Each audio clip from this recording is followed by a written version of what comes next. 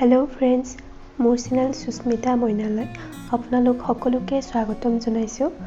আজি এটি শ্বাহী পনীৰৰ সুন্দৰ আৰু সহজ ৰেচিপি ভিডিঅ' আপোনালোকলৈ বুলি আগবঢ়াইছোঁ আৰু আশা কৰিছোঁ আপোনালোকে ভিডিঅ'টি চাই ভাল পাব। পনীৰ ৰেচিপিটো মই কেনেকৈ বনাওঁ আৰু কি কি সামগ্ৰীৰ প্ৰয়োজন হ'ব চাওঁ আহকচোন। ইয়াৰ বাবে মই 200 গ্ৰাম পনীৰ লৈছোঁ। মিডিয়াম সাইজৰ বিলাহী এটা পেষ্ট বনাই লৈছোঁ। কেঁচা জলকীয়া 4টা পেষ্ট বনাই লৈছোঁ। নহৰু 6 ফুটামান, আদা এডোখৰ আৰু ডালচেনি, ইলাচি, লং এই গোটেইখিনি একেলগে মিক্সিত গ্ৰাইণ্ড কৰি পেষ্ট বনাই লৈছোঁ।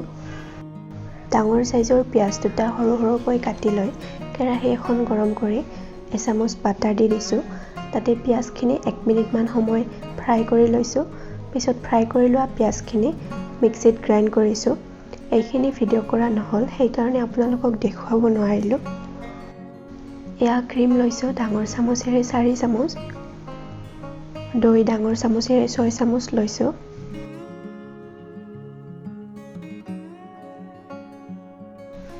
আৰু এয়া 12টামান কাজু 1 মিনিট সময় ফ্ৰাই কৰি লৈ মিক্সিত গুড়ি কৰি লৈছোঁ।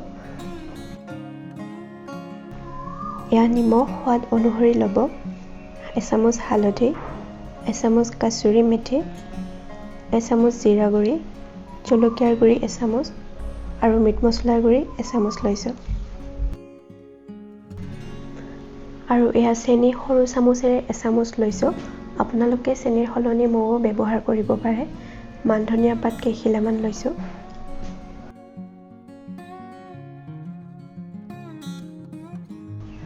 এতিয়া কেৰাহী এখন গৰম কৰি ডাঙৰ চামুচেৰে এচামুচ বাটাৰ দি দিলোঁ।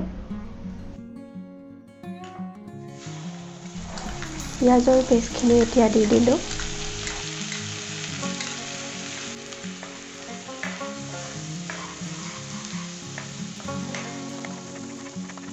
গেছৰ ফ্লেমটো ল'ত ৰাখিছোঁ, নহ'লে মছলাখিনি জ্বলি যাব পাৰে।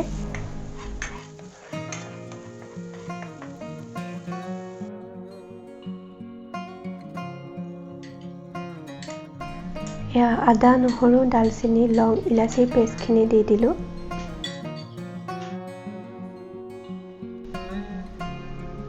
আৰু হেতাৰে অলপ লৰাই দিলোঁ।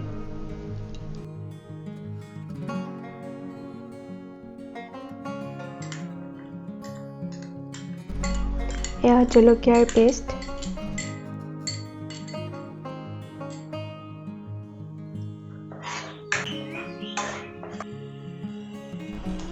আৰু বিলাহীৰ পেষ্টখিনিও দি দিলোঁ।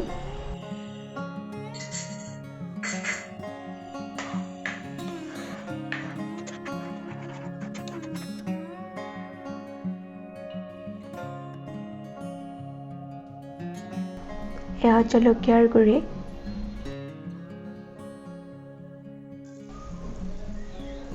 জিৰা গুড়ি, মিট মছলাৰ গুড়ি,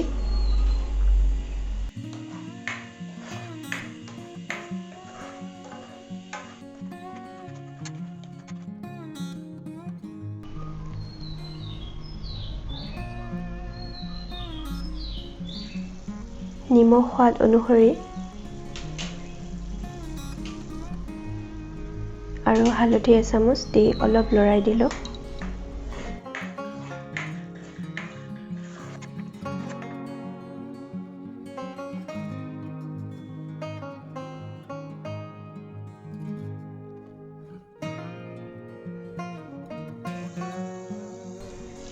এতিয়া কাজুৰ গুড়িখিনিত অলপ পানী দি ভালদৰে মিক্স কৰি দি দিলোঁ।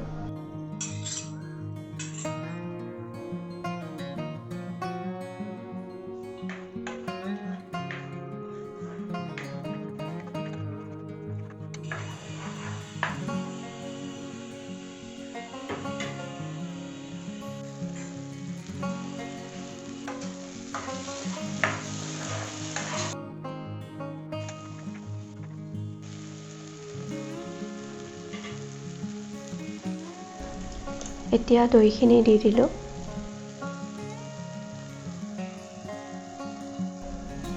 ক্ৰীমখিনিও দি দিলোঁ।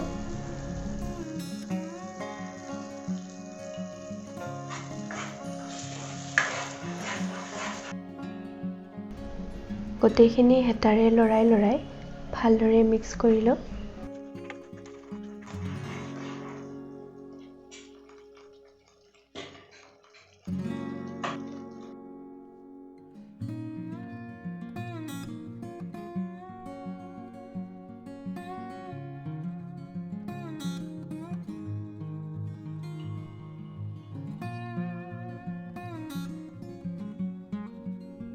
এতিয়া পানী দি দিলোঁ প্ৰয়োজন অনুসৰি।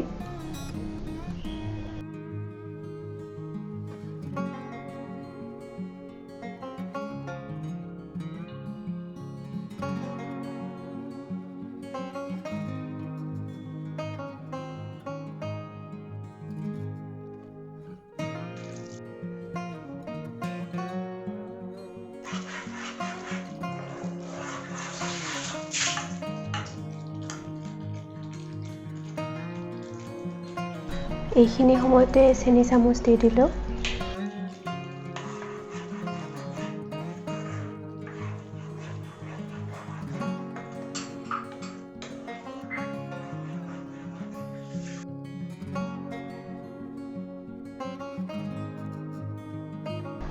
এয়া পনীৰখিনিও দি দিলোঁ।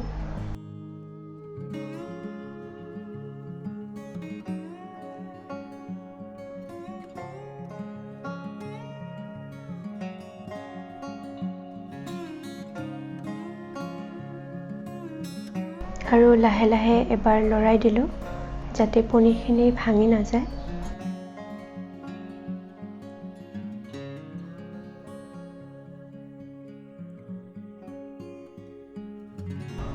এতিয়া ঢাকনিখন দি দিলোঁ। 5-6 মিনিট পিছত এবাৰ চেক কৰি চালোঁ।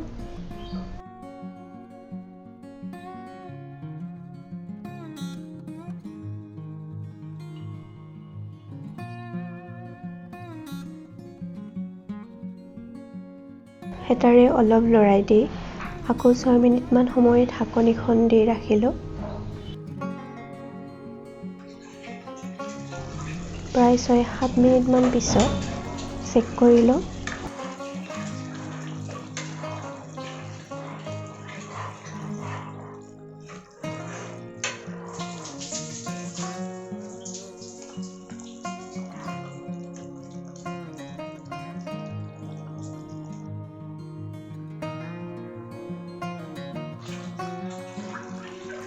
এতিয়া প্ৰায় এচামুচ কচুৰি মেথি মিহলি কৰি দিলোঁ।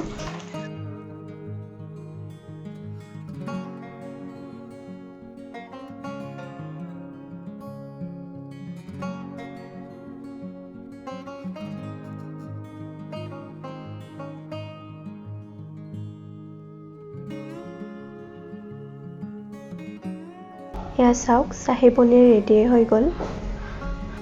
এতিয়া গেছটো অফ কৰি দি বাটি এটাত ধুনীয়াকৈ উলিয়াই ল'লোঁ।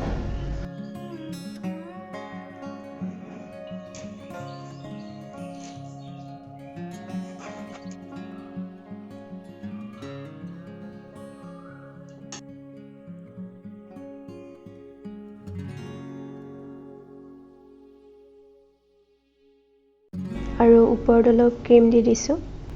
আপোনালোকে কেতিয়াবা এনেকৈ বনাই খাই চাবচোন, খাবলৈ খুবেই সোৱাদ লগা হয়। ভিডিঅ'টি চোৱাৰ বাবে বহুত ধন্যবাদ। যদি ভিডিঅ'টি চাই ভাল পালে তেন্তে লাইক, কমেণ্ট, শ্বেয়াৰ কৰিব বুলি আশা কৰিলোঁ।